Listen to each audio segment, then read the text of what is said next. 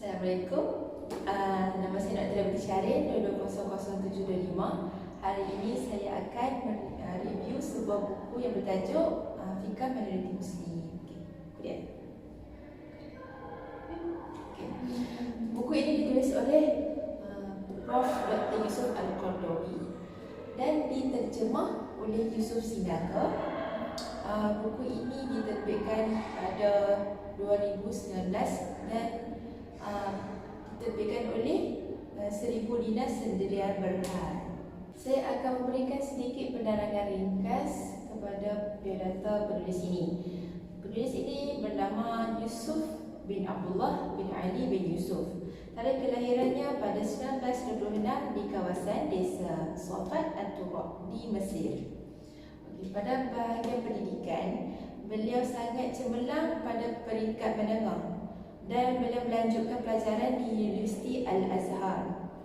Pada tahun 1973, beliau mengakhiri pendidikannya dengan digelar sebagai Doktor Falsafah iaitu PhD.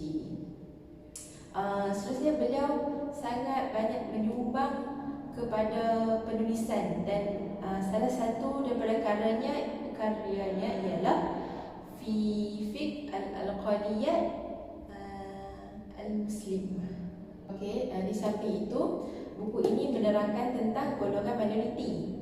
Ia didefinisikan sebagai sekumpulan penduduk yang mempunyai perbezaan, iaitu dari segi budaya, dari segi percakapan, dari segi pemahaman dan sebagainya.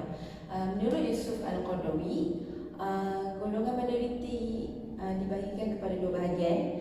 Yang pertama, golongan yang memiliki majoriti Islam dan negara tersebut dikenali sebagai Darul Islam.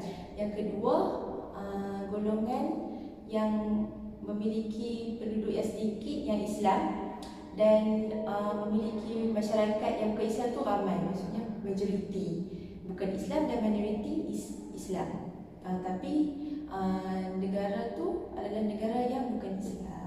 Sedikit sejarah permulaan kepada golongan minoriti Muslim.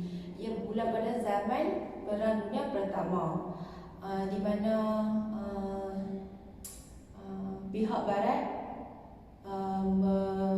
memiliki kemenangan dan negara kekhalifahan jatuh merudu, dan daripada situ umat Islam berpecah.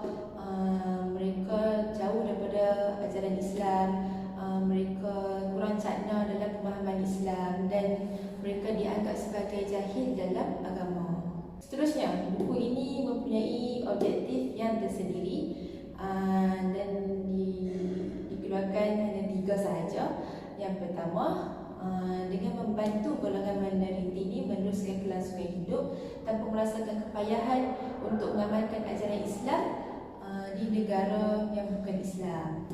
Yang kedua adalah menjawab persoalan yang bermain di fikiran mereka. Yang ketiga adalah mengajar semula, iaitu membantu cara macam mana nak beribadah, macam mana nak bermuamalah dengan orang, macam mana nak berlangsungkan munakahat, apakah syarat-syarat munakahat, apakah rukun munakahat dan sebagainya.